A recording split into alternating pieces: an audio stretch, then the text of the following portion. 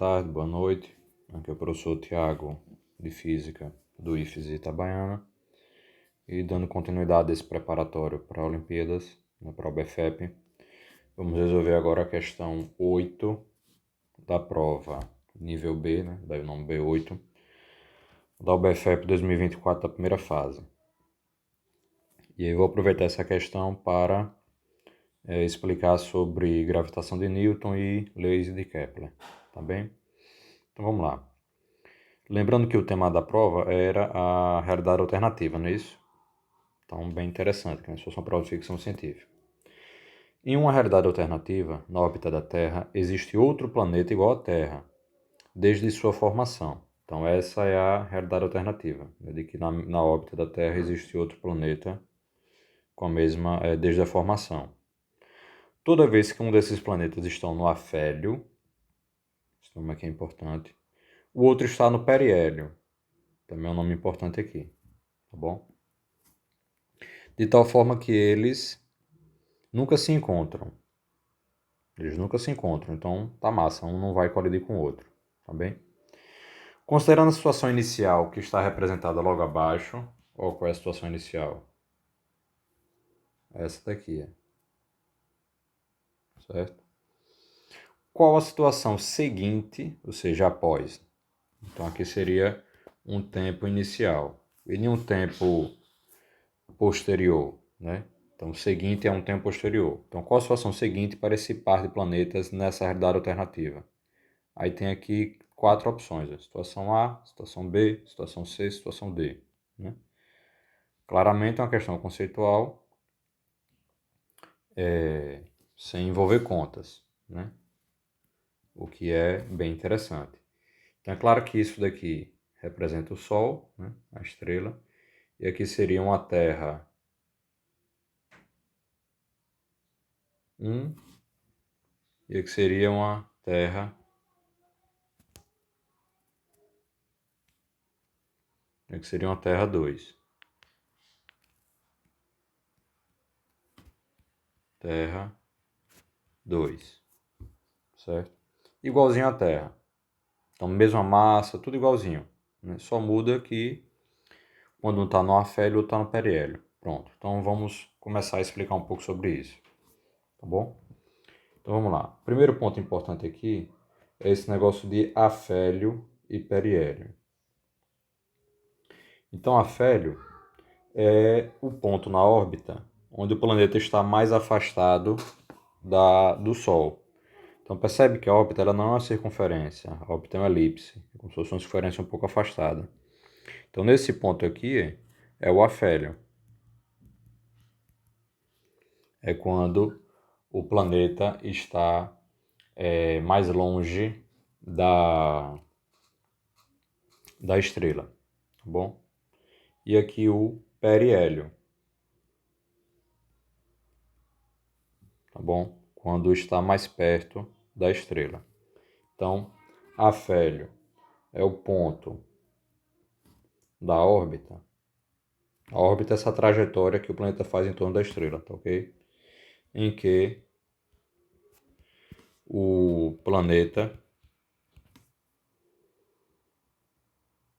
está mais afastado da estrela, que no caso é o Sol.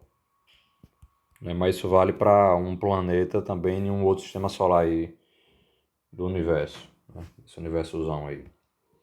E o periélio, o que é isso? É basicamente a mesma ideia.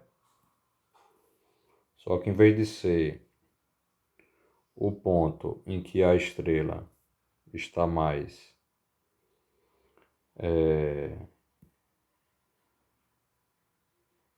em vez de ser o ponto em que a estrela está mais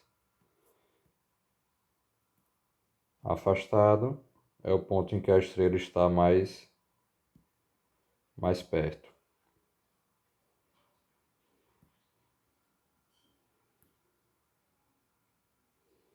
Então, a diferença vai ser essa. Então, em vez de ser o ponto em que a estrela está mais afastada, é o ponto em que a estrela está mais próxima,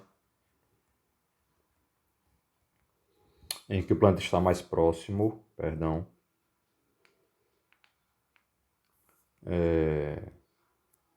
da estrela, tá bom?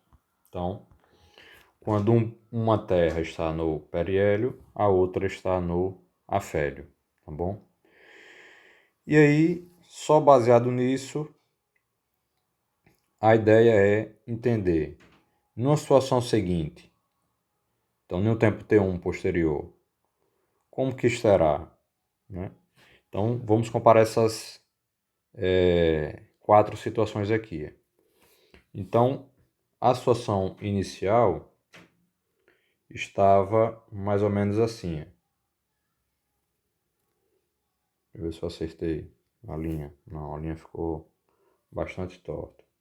Então, a primeira situação estava mais ou menos assim. Não ficou boa. Deixa eu ver agora se eu consigo. Então, a primeira situação estava mais ou menos assim, né? Então, qual é a ideia? Em todas as situações, essa linha pontilhada é a linha que une a Terra 1, né, que seria a Terra 1, até o Sol. Até o Sol. Aqui seria a Terra 1 e o Sol. Aqui seria a Terra 1 e o Sol. Aqui seria a Terra 1 e o Sol. Então veja, na situação a Terra 2 está nessa mesma direção, da linha que une a Terra 1 ao Sol, né? Então, o mesmo ângulo em relação ao Sol que a Terra 1 andou, seria o mesmo ângulo que a Terra 2 andou, tá bom? Na situação B, o que acontece? Vamos comparar aqui com a situação original, que seria algo mais ou menos assim.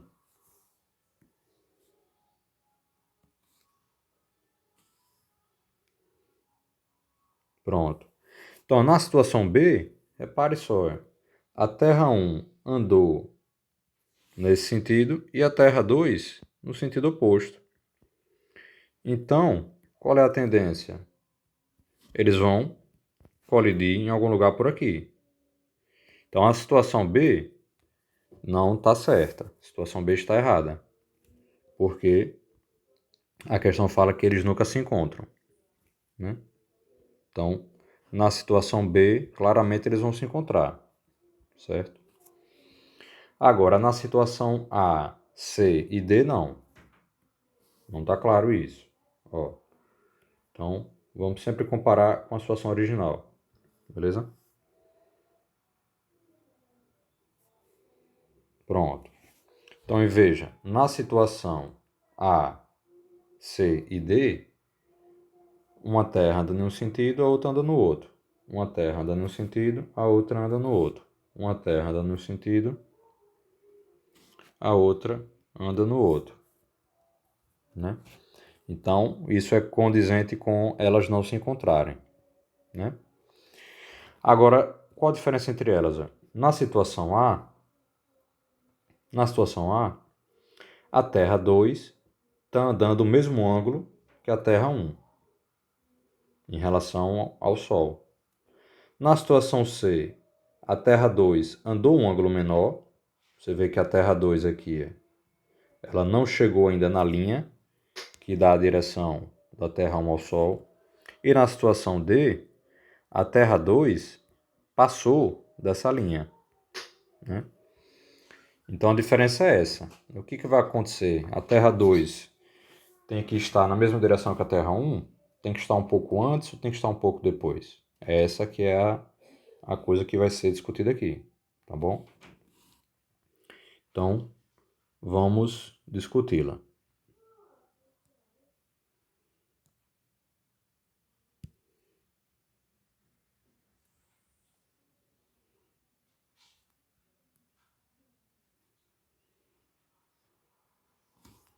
Pronto. Então, vamos discutir isso daqui agora.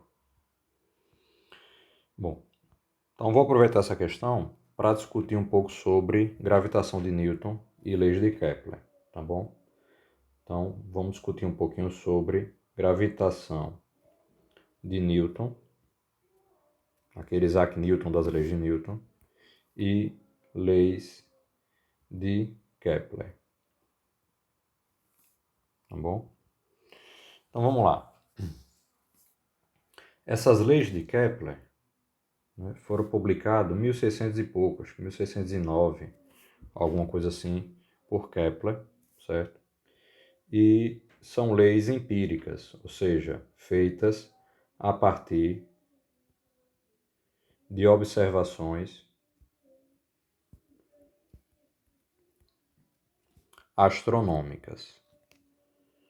Então, feita a partir de observações astronômicas das órbitas dos planetas, né, em torno do Sol. E são 3 leis. Então, observando essas medidas astronômicas, né, percebeu-se que 3 leis, né, descrevem essas órbitas, esse movimento dos planetas em torno do Sol, tá bom? A primeira lei é: os planetas movem-se em órbitas elípticas com o Sol num dos focos da elipse. Bom, o que é isso? Né? O que é isso? Então, para ajudar a entender isso, vou usar essa simulação aqui do FET, especificamente sobre as leis de Kepler, tá bom? Então, deixa ele abrir aqui para a gente continuar. Pronto, primeira lei aqui, primeira lei, lei de Kepler. Qual é a ideia aqui? A gente poderia pensar que a órbita do planeta seria uma circunferência. Deixa eu tirar esse somzinho que eu acho chato, tá bom? Mas as órbitas dos planetas são tipo isso, A de Mercúrio, a de Vênus, a da Terra, de Marte, a de Júpiter. As órbitas são elipses. As órbitas em geral são elipses, tá bom? As órbitas são elipses. Esses xizinhos aí são os focos da elipse. Então é como se fosse uma circunferência um pouquinho, é como se fosse a circunferência um pouquinho mais alongada, tá bom? Como se fosse a circunferência um pouquinho mais alongada. Então, isso depende da velocidade do planeta e tal. Pronto. Então, o que define a elipse? É o seguinte, vou botar aqui para o planeta girar. O que define a elipse é isso daí. Qualquer ponto da órbita, se você pega essa distância d1, que é do ponto da órbita até um foco, onde estará o Sol, e a distância d2, que é desse mesmo ponto da órbita até o outro foco, e somar essa distância, vai dar um valor fixo. Como a gente percebe aí no diagrama aqui em cima. Vai dar um valor fixo, que é esse valor de 2A. Tá bom? Então, a elipse é caracterizada por essas duas distâncias aqui. Esse Azinho e esse Bzinho, que é um semi-eixo maior e um semi-eixo menor. Tá bom? Então, isso que caracteriza uma elipse. E aí o movimento dos planetas segue essa característica de ter uma órbita elíptica, tá bom? Tem esse outro semi-eixo aqui, que é esse B, que é o semi-eixo menor. E aí, se eles tiverem o mesmo valor, então a órbita é uma circunferência, tá bom? Então é isso que é a primeira lei de Kepler, tá bom? Vou só fazer um print disso e colocar lá no caderninho.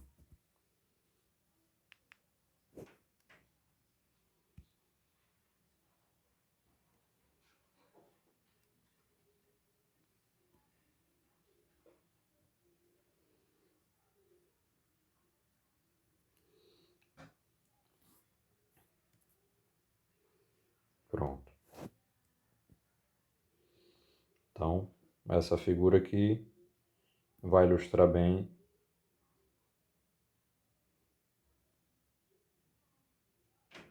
essa questão das órbitas serem elípticas, tá bom?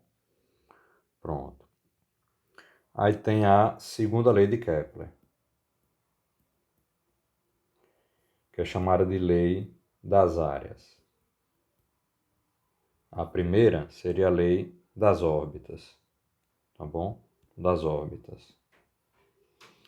A lei das áreas diz o seguinte, que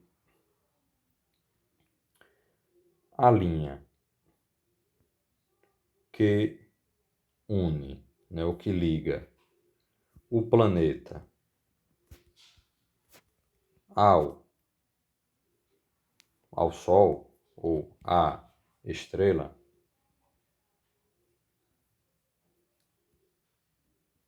varre áreas iguais em intervalos de tempo iguais. Ou seja, a velocidade dessas áreas, de percorrer essas áreas, é constante. Então, para deixar isso mais fácil de entender, vamos usar a simulação aqui novamente. Pronto. Então, imagina aqui essa simulação em que a gente tem a órbita do planeta aqui em torno do Sol, tá bom? Pronto. Aí a órbita desse planeta aí foi... Ó, esse é o afélio, que é o ponto mais longe. E esse aqui é o periélio, que é o ponto mais perto, tá bom? Pronto. Essa órbita aí foi dividida de modo que a linha que une o Sol e o planeta vai varrendo áreas, percebe? Está dando um destaque para a área que essa linha vai varrendo. E aí a órbita foi dividida em 4 áreas, tá bom?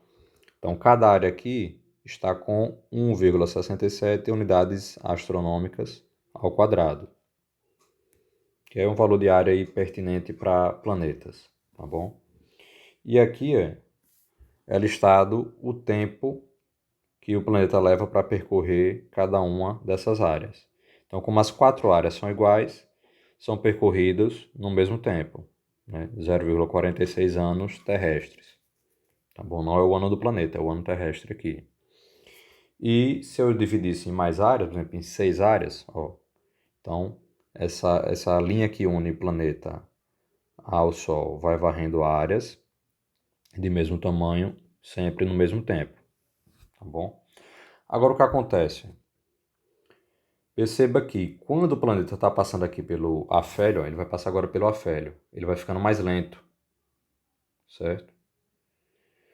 E já quando ele vai passando aqui pelo periélio, ele fica mais rápido, o módulo da velocidade fica grandona, o módulo da velocidade está diminuindo, ele está ficando mais lento, e agora o módulo da velocidade está aumentando, está aumentando o tamanho dessa seta que é a velocidade, certo?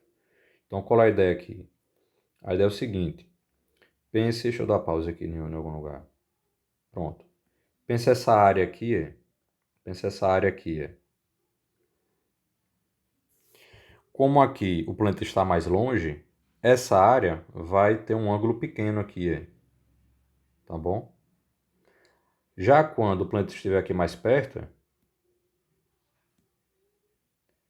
uma mesma área vai dar um ângulo grande, tá bom? Na linha, no vértice aqui onde está o Sol. E isso faz com que o planeta estando mais próximo, ele tenha uma velocidade maior, certo? Então essa é a lei das áreas. Então novamente vou fazer um print aqui Vou fazer um print aqui para colocar lá no caderninho.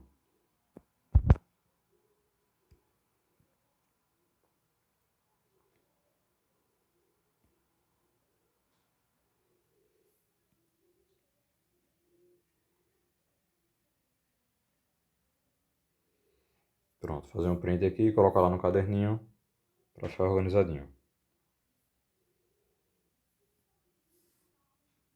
Pronto. E aí o que acontece? Por conta disso, deixa eu só deixar claro. Aqui é o periélio, perdão, é o afélio, que ele está mais afastado, é o afélio. E aqui é o periélio. Então, por conta disso, no afélio, o módulo da velocidade é o menor e no periélio, o módulo da velocidade é o maior. Então, o ponto onde o planeta passa com maior velocidade é no periélio. O ponto onde o planeta passa com menor velocidade é no afélio, tá bom? Pronto. Isso daqui já vai ser suficiente para resolver a questão. Mas vou aproveitar o embalo e explicar a terceira lei, certo? Terceira lei de Kepler. Essa terceira lei de Kepler relaciona o período da órbita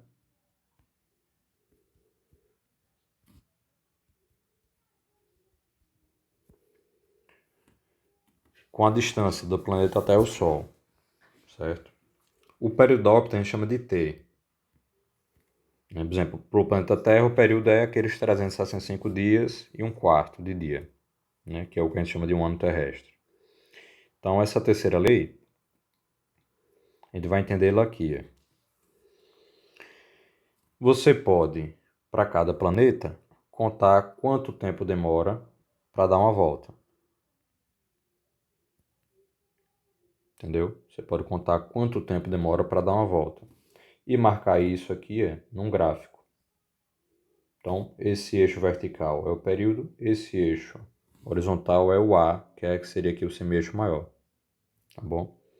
E aí você pode fazer isso para vários valores de semi-eixo maior. Então, é claro que na prática você não inventa um planeta, né? Aqui na simulação você pode fazer como se fosse isso, né? Mas na prática o que foi feito, né? Foi tabulando valores de período e de semi-eixos para os diversos planetas do Sistema Solar, tá bom? E foi fazendo isso para vários planetas. Então, fazendo isso para vários planetas, você pode fazer um gráfico do período em termos do semi-eixo maior, tá bom?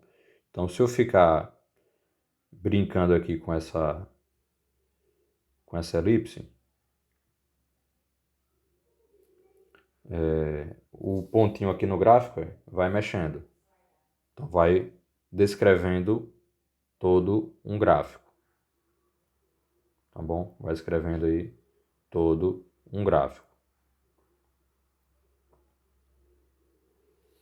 E o que acontece? A relação entre o T e o A dá uma curvinha assim. Aí se você tenta T quadrado com A, T quadrado com A quadrado, T quadrado com A cubo, ó, T quadrado com A cubo fica uma reta. Tá vendo? Então isso indica pra gente que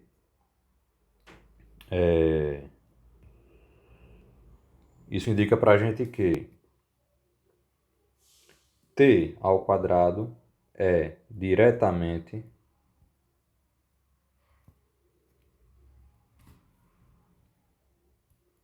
proporcional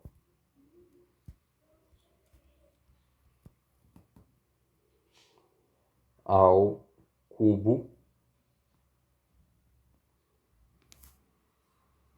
Deixa eu escrever melhor. É diretamente proporcional a cubo.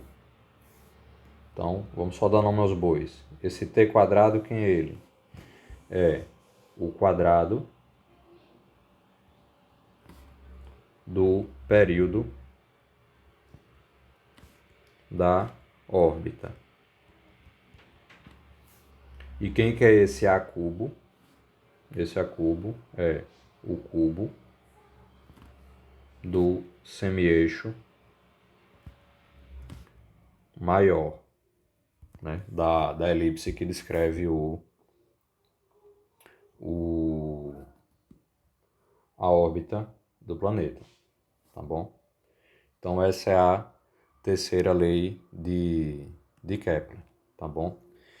Então, em matematiquês, né, como que isso se escreve? Se escreve assim, o t ao quadrado é igual a uma constante vezes o a ao cubo, tá bom?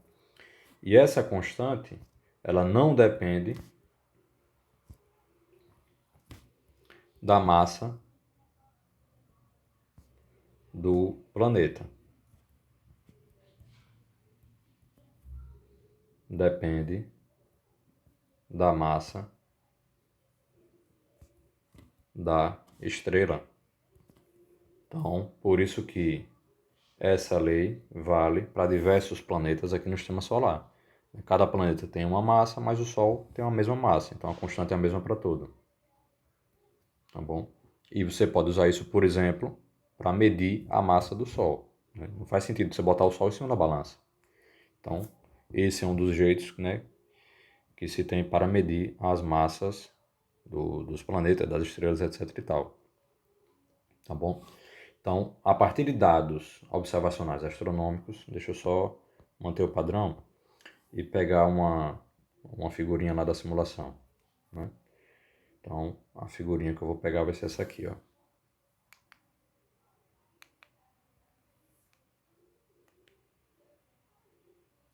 Tá meio lento. Pronto.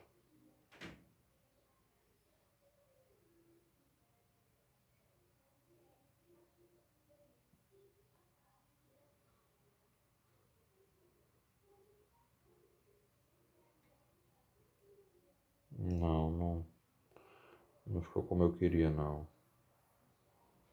Deixa eu voltar.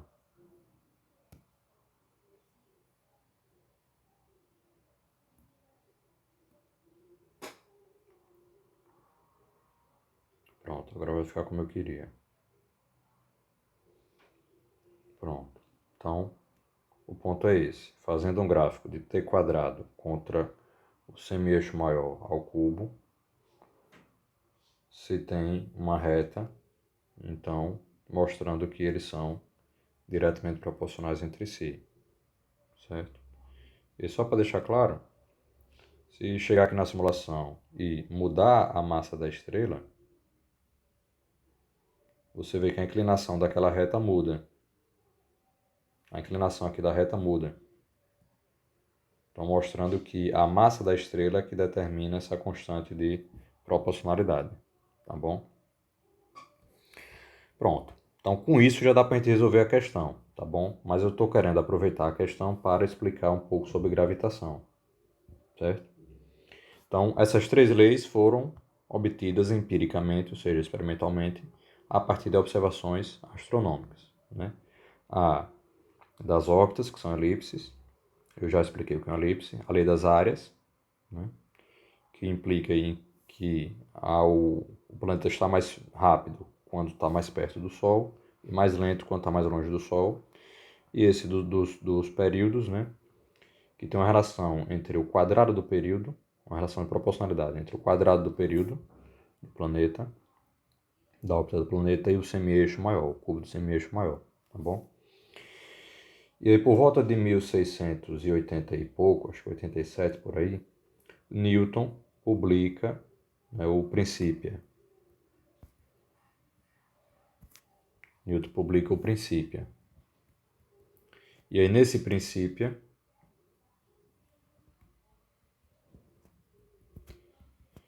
que eram princípios matemáticos da filosofia natural, ele publica as 3 leis de Newton, que a gente hoje chama de 3 leis de Newton, do movimento, e ele também publica a lei da gravitação universal. E aí o ponto é o seguinte: ele se deu conta de que, se assumir, por exemplo, imagine aqui o Sol e aqui a Terra na sua órbita em torno do Sol, tá bom? Se ele assumir que a Terra sofre uma força gravitacional atrativa, ou seja, puxando em direção ao Sol, de modo que o valor dessa força gravitacional seja uma constante de proporcionalidade a massa do Sol vezes a massa da Terra dividido pela distância entre elas ao quadrado, e usando as 3 leis, então isso mais as 3 leis de Newton, então se usar isso junto com as 3 leis de Newton, qual o resultado que se obtém? Se obtém as 3 leis de Kepler. Então, é possível obter teoricamente as 3 leis de Kepler partindo dessa fórmula para a força gravitacional e usando as 3 leis de Newton do movimento. Então, aquelas 3 leis de Newton do movimento, da inércia, segunda lei de Newton, ação e reação, que é fácil de entender no contexto, sei lá, você empurra um bloquinho numa mesa, né? Se aplica também ao movimento dos astros. Então, essa física que se aplica à Terra, aqui, à superfície da Terra, se aplica ao movimento dos astros. Então, se aplica a todo o universo. Isso, conceitualmente, para a época, foi revolucionário. E mais,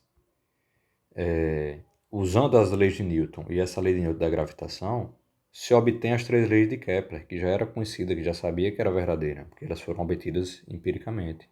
Então, isso mostra que as 3 leis de Newton e a lei de Newton da gravitação estão corretas, porque partindo delas você consegue explicar alguma coisa que é obtida experimentalmente, né?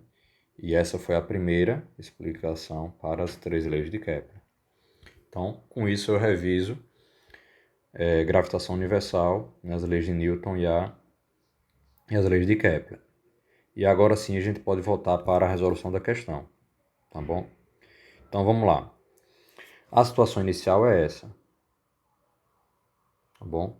A Terra 1 no periélio, então ela tem aqui uma velocidade v1, digamos, nesse sentido. Então a Terra 2, já que elas não se encontram, vai ter uma velocidade v2 nesse outro sentido, tá bom? Agora, como a Terra 1 está no afélio, perdão, está no periélio, então a velocidade no periélio é maior do que no afélio, beleza? Então eu sei que o v1 tem que ser maior do que o v2. Então, em um tempo posterior, a Terra 1 tem que ter andado mais do que a Terra 2. Então, nessa primeira situação, o que acontece? Essa distância que a Terra 1 anda, chamada de D1, ela é menor do que a distância que a Terra 2 anda. O D1 é menor do que o D2. Então, isso aqui está errado. É porque, veja, se a Terra 2 está na mesma linha, então andou o mesmo ângulo que a Terra 1 em relação ao Sol, mas ela está mais longe, então o mesmo ângulo estando mais longe, ela vai andar mais. Ora, então ela estaria mais rápida do que a Terra 1, coisa que a gente já sabe que não é. Então, o item, a situação A está errada, tá bom? A situação D está mais errada ainda. Porque veja, na situação D, essa distância que a Terra 1 anda é ainda menor, mais menor ainda, do que a distância D2. Que veja, nessa situação, a Terra 2 passou dessa linha que une a Terra 1 até o Sol.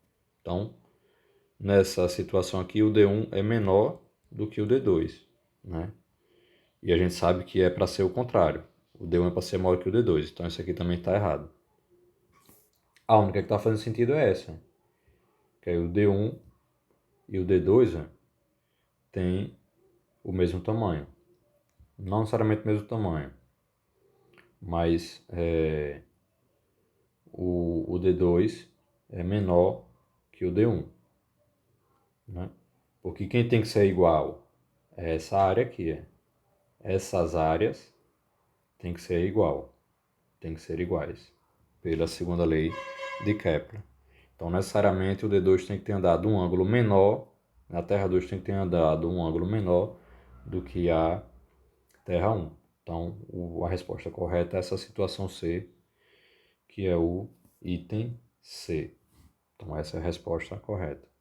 E só conferindo, o gabarito aqui, questão 8, gabarito, item C. Tá bom? Então, com isso eu termino essa questão 8 do OBFEP 2024. Tá bom? Um abração.